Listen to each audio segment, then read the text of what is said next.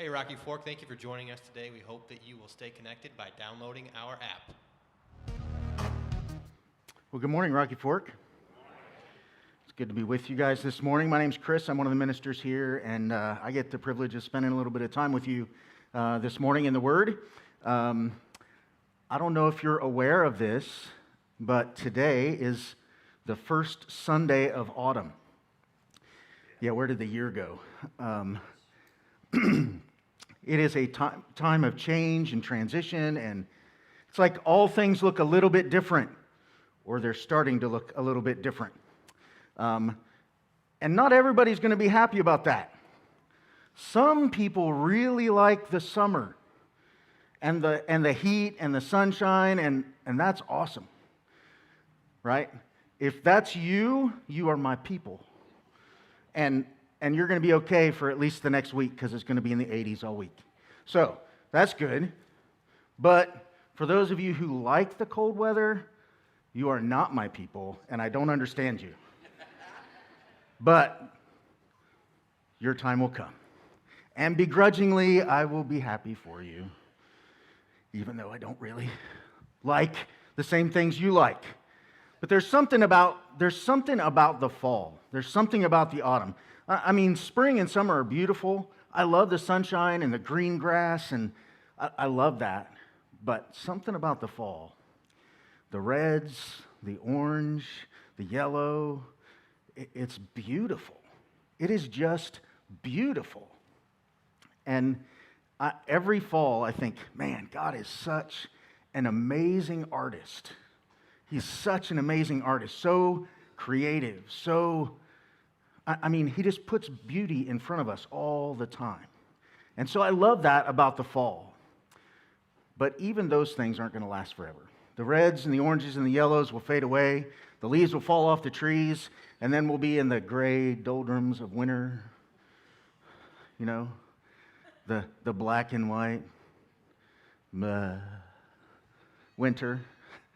The seasons just change. It's an ongoing thing. On and on and on. It's never ending. It seems like really change is the only thing that's constant, isn't it? So we're going to talk a little bit more about change in a minute. But let's get back to Mark. We are in the fourth week of our series called Him, and it is a study of the book of Mark. We're learning about Jesus through the Gospel of Mark.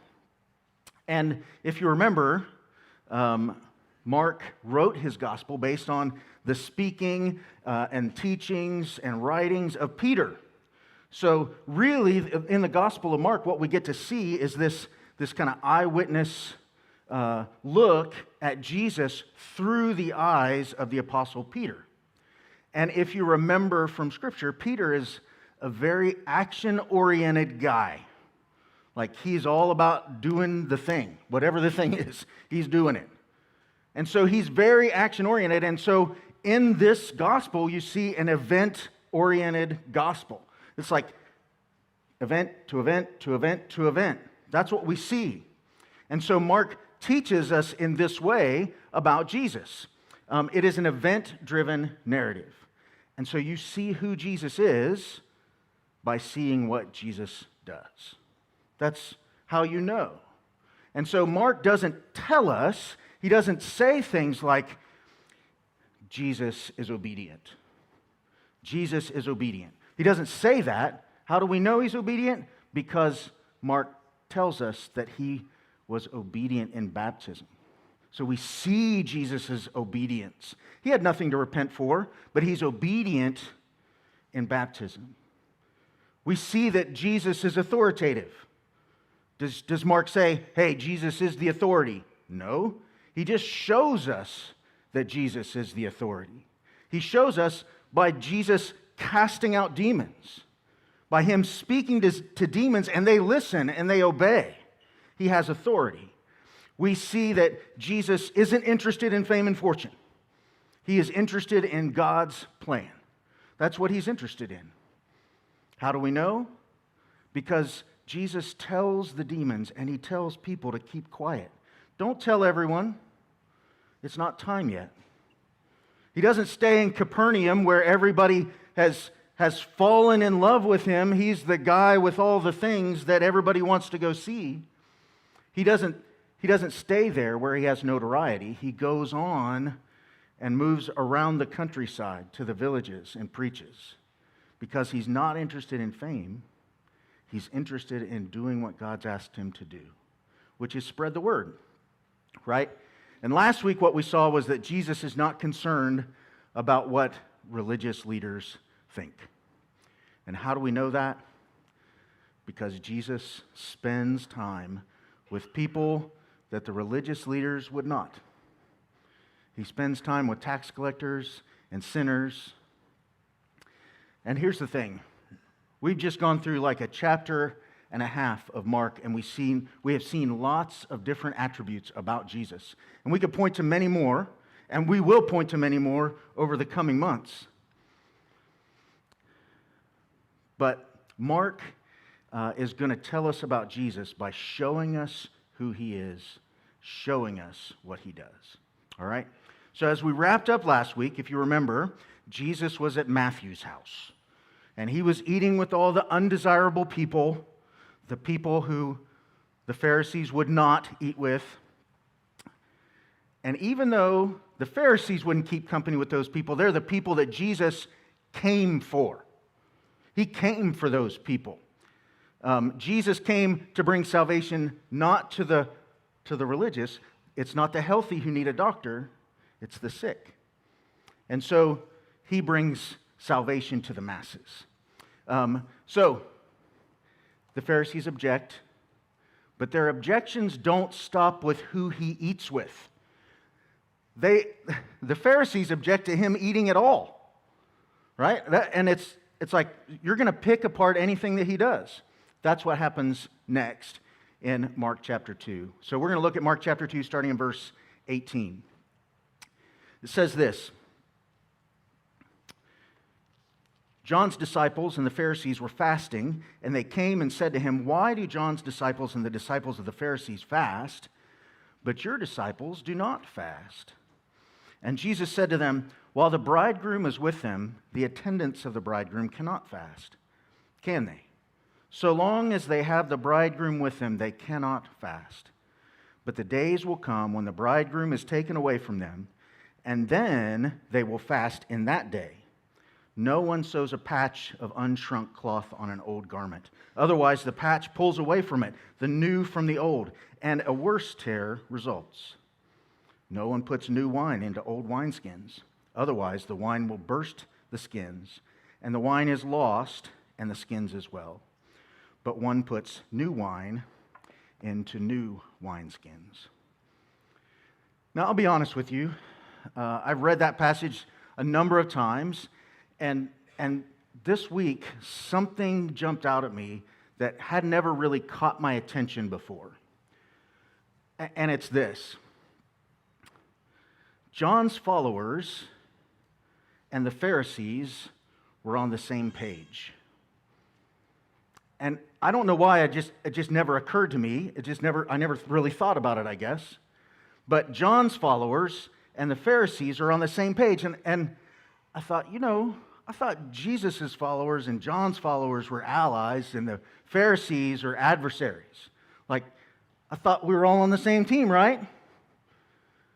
But that's not what we see here. So it seems strange to me. It seemed really strange. Like, what is going on? So I'm trying to understand, and really, the conclusion I came to is this: yeah, John's followers and Jesus' followers are on the same team. They have the same goal, but they disagree on some things. They disagree on some things, and that's okay. That's just fine. It's okay to disagree. It's okay. There's nothing wrong with it, and that's what we see here. It's not that they're adversaries. It's that they don't have the same approach to get to the same goal, right? John teaches, the way John teaches, he teaches that the law is paramount, right? And he teaches about the law and fulfillment of the law coming through the Messiah. And then he points to Jesus and says Jesus is the Messiah. That's the same message that Jesus is going to preach, right? So truly they are on the same page, but how they go about doing it is going to be different. And see, here's what I think. I think John didn't really know exactly what it meant for Jesus to be the Messiah. He didn't know how it was going to unfold, right? So when you look at it, in reality, what we see is John is the last Old Testament prophet. John is the last Old Testament prophet. He is still operating under the law. And as somebody who thinks the law is paramount, he is going to be adamant about staying within the confines of the law, just like the Pharisees. Just like the Pharisees. So, really, when you look at things, it's not terribly surprising that John's followers and the Pharisees would be on the same page about this particular issue. But this is the problem. Over time, so God gave the law, and over time, the Jewish religious leaders created rules and regulations that were intended to clarify the law. That was the intent. It was, okay, let's make it clear what we can and can't do. Let's make it perfectly clear so there's no confusion. And so that's what they do. They create all these rules and regulations, but those are not the law. Those are man's rules about the law, right? And so there's this confusion about what is authority. The law is authority. The traditions, the rules, they like to think are authority, but Jesus says, no. They are adamant about following the law and the tradition and any rules that they've developed over time. That's what they want to do. And Jesus isn't having it. Jesus isn't having it. The truth of what we see is that at this point in time, Jesus is talking to John's followers and the Pharisees, and Jesus is the only one in the room who knows exactly what's going on. Like, Jesus' followers don't understand fully. They don't understand fully. John's followers, they don't understand fully. The Pharisees definitely don't understand fully. They don't understand at all. And so that's okay. It's understandable that in that circumstance they would ask questions of Jesus. Why are you doing this? It's understandable. And it gives Jesus an opportunity to teach, to show them what needs to happen. It gives an opportunity for them to learn from Jesus. Now let's talk specifics of the question. The question is, why are your people feasting and not fasting? Why are your people feasting and not fasting? So, this is one of those blurred areas of the law and tradition. The law points to one day a year where Jewish people are to fast. One day a year, the Day of Atonement. That's the only day that the law calls for fasting. But the religious leaders have started fasting on every Monday and Thursday. Why? To show how pious they are. Right? They're just good, holy people. So they fast 2 days a week. And anybody who doesn't fast 2 days a week, well, they are clearly not as holy. Right? That's the message that they're sending. But Jesus says, hey, that's not in the law. That's your tradition. This isn't about the law. This isn't about adherence to the law, because adherence to the law is one day a year. It's not to say fasting is bad. It's not to say fasting on Monday and Thursday is bad. It's just not required. It's just not required. And so John's followers as people who would want to follow the law and their traditions get caught in the gray area, and they ask the same question that the Pharisees asked. Why are you feasting and not fasting? This is the way we do things here. And Jesus says, no, that's not what's going on. What's going on is, this is the wedding feast, and the groom is here. You don't come to the wedding feast to fast. You come to eat and to celebrate. That's what you do. Fasting is something that you do in sorrow. Fasting is something that you do in times of atonement, right? And Jesus says, that's not where we are. Jesus says, the relationship between God and mankind is about to change. I'm changing it. Just like at a wedding, the relationship between a man and a woman changes fundamentally at a wedding. The relationship between God and mankind is changing. And this is the equivalent of the wedding. So Jesus says, at the wedding feast, you don't fast. The groom is still here. No fasting required. There'll be a time, Jesus says, when fasting is necessary, but not now. The time for fasting will come. Not now. Your tradition is changing, and I'm changing it. I'm not going to be bound by your tradition. So this leads Jesus to his new wine and old wineskins comment, right? So wine was carried in animal skins, right? And as over time, you put new wine into a new wineskin. Over time, the wine would ferment and expand. The skin would stretch, and it would get to a point where it's old wine and old wineskin, right? So what was new is now old. So you don't put new wine that hasn't yet fully fermented into old wineskin, because the old wineskin has stretched to its maximum capability. And so as the new wine would ferment, it would essentially tear the old wineskin apart. Right? So Jesus says, we don't do that. We don't do that. And he says, listen, the old wine, the old ways, that's not where we're going to stay. I am the new wine.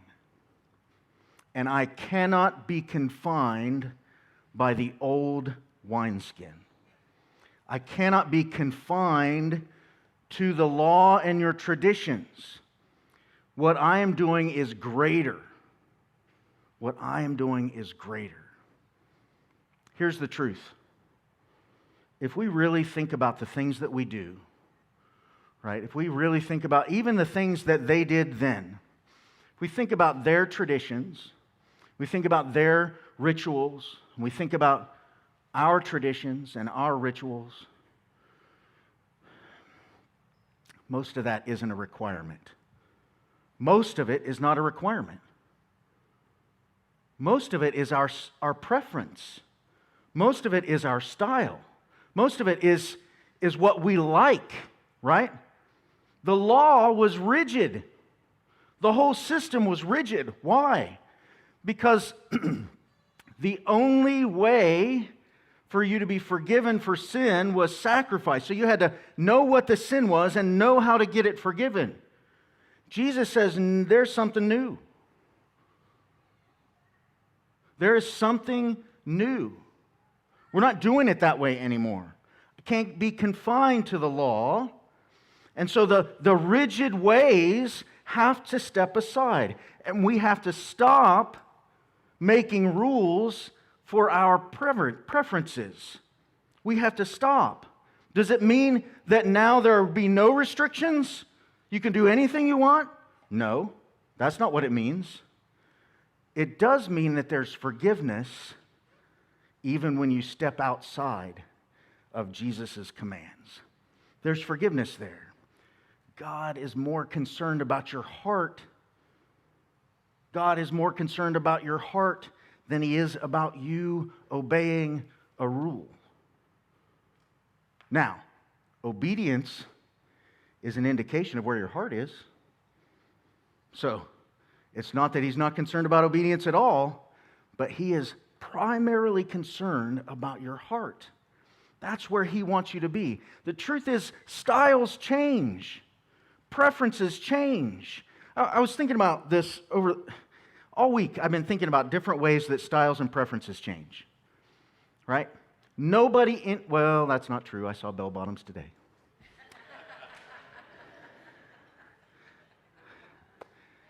Styles change. They come and go. Right? Preferences change. Here's one. We don't sit at a table on the floor and pass a loaf of bread. We don't sit at a table on the floor and all drink from the same cup. Do we do communion? Yes. How do we do communion? We have these little prepackaged cups with some juice and a wafer. How we do it is less important than doing it and having the right heart in doing it. Right? Styles change. Things change. We aren't in a little room with a scroll in the middle. We aren't chanting in Hebrew and Aramaic like the Jews would do. We aren't dancing naked in front of the Lord like David did. If you are, we don't need to know. If that's the way you choose to worship, you do that on your time. But we aren't doing that, right? How do we worship? It changes. With style, it changes. And here's the rub, right? However we learn to worship, where we first got to a place where it's like we're experiencing the presence of God and we really are in tune with Him and worshiping Him and praising Him, wherever you were when that happened, that's where you want to stay. That's where you're most comfortable. But styles change. So where you were most comfortable, it may not be the way we do things now. That's okay, because styles change. Worship does not. Worship is about your heart and your attitude.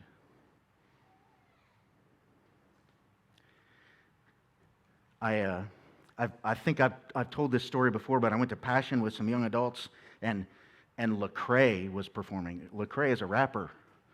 And let's just say, I'll put it this way. I didn't first come close to the heart of God listening to rap. I didn't. That's okay. There's nothing wrong with rap. But in the moment, I thought, man, I don't understand worshiping to this. I don't understand worshiping to this because it's not my preference for worship.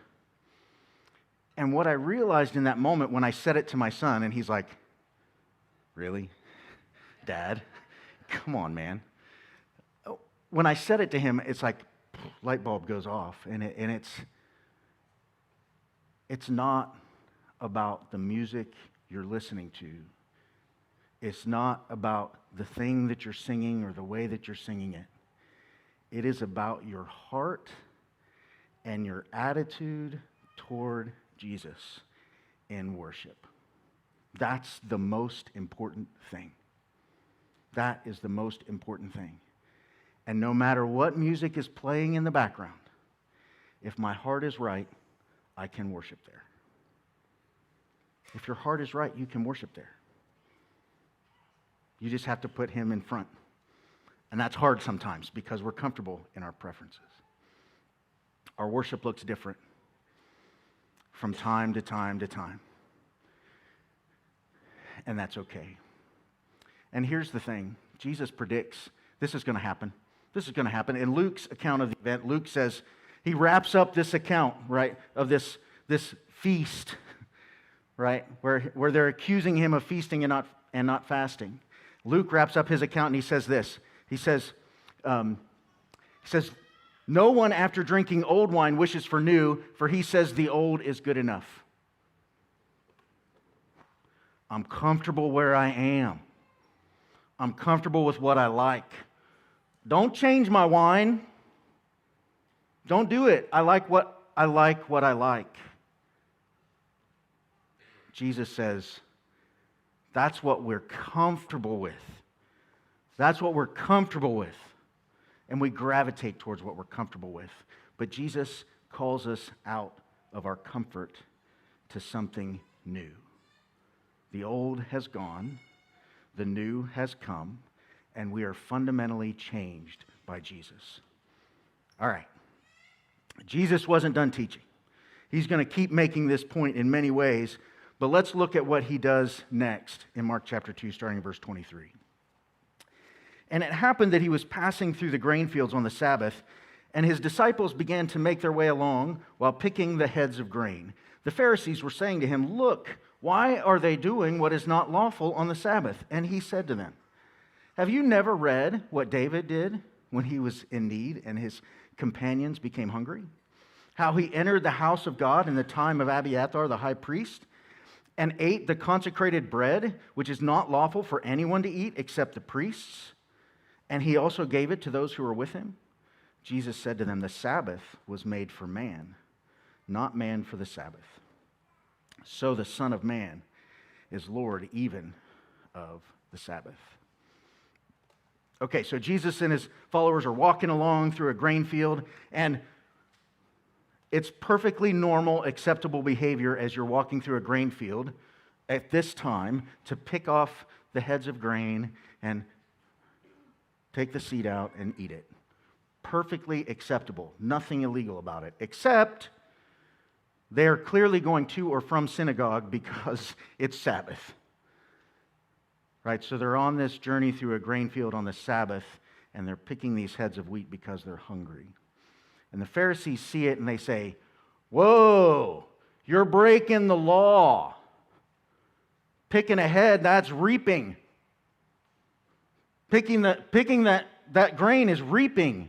And that's one of the 39 categories of work that is forbidden on the Sabbath. Separating the seed from the stalk, that's threshing. Also one of the 39 things that is forbidden on the Sabbath. Right?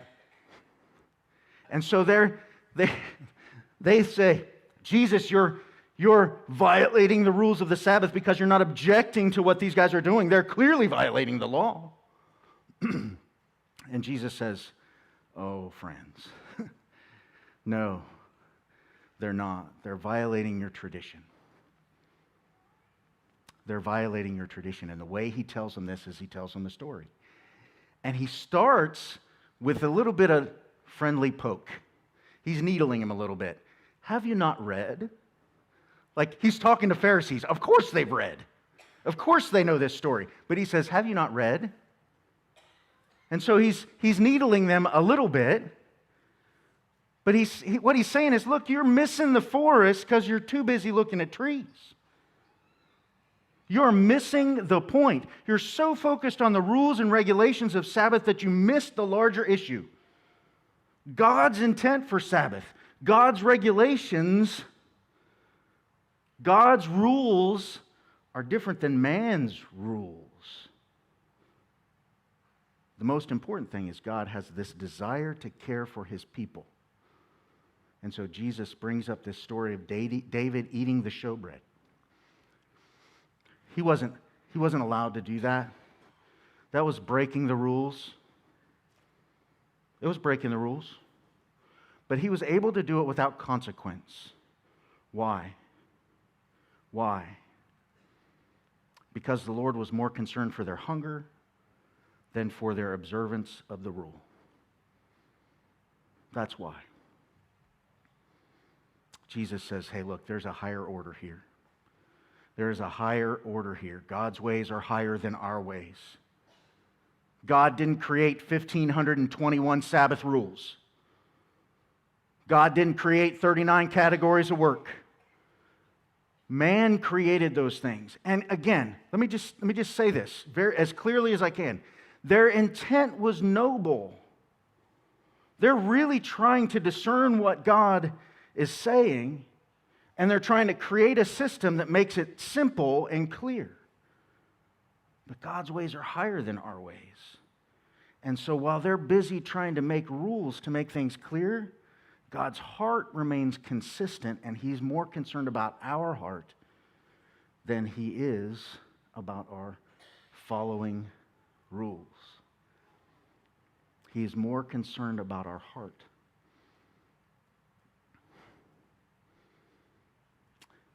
God made the Sabbath for man. He made Sabbath for man. He didn't make man for the Sabbath. What is the purpose of Sabbath? Two things. Rest. Rest. Worship. Rest and worship. That's what the Sabbath is about. That is what the Sabbath is about. It's a reminder of who God is. So God says, okay, I want you to take a break from your work. I want you to step away from your labor. I want you to step away from all of that and focus on me. Focus on me. Worship. And when you're focused on me, here's what you're going to find. Rest. Here's what you're going to find. Rest. When the point of Sabbath is worshiping the God of rest, you will find rest. You will find rest. So He wants us to do that. He set that up from the very beginning. And so that's what we do here on Sunday mornings. It's a different kind of Sabbath tradition, if you will. But the New Testament teaches us that we are to take communion. Why? It's so that we can renew our focus on Jesus. It's so that we can renew our focus on Jesus. We spend time focused on Him, and in Him we find everything that we need. That's what communion is about. That's what communion is about. It is not about how tasty the grape juice is. It is not about how dry the wafer is. Right? It is not about those things. It is about what the wafer and the juice represent. The body and the blood of Jesus that is broken and shed for you so that you can have salvation and you can have rest.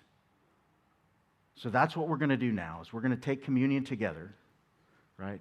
Whenever you're ready, I'm going to pray, and then whenever you're ready, just go ahead and take those elements. Let me pray. Father, you are so good, and it's so amazing how you have thought everything through, and you know all of the things we need. And one of the things that we need is just a reminder to keep our eyes on you, to keep our eyes on just how much you love us and care for us, so much so that you would send your Son to die for us, that he would have his body broken and his blood shed so that we could be forgiven. Father, thank you for doing that. Thank you for giving us an opportunity on Sunday mornings to gather around your table and remember. And Father, I just pray that that will be the attitude of our heart and mind just now, that we will be focused on your Son, Jesus. Amen. All right. Jesus puts an exclamation point on his teaching. At the end of this passage, he puts an exclamation point. The Son of Man is Lord of the Sabbath. The Son of Man is greater than all the rules, greater than all the categories of work. Jesus is greater. He is just greater. And that's why he can't be contained in the old wineskin, because he's greater than those things.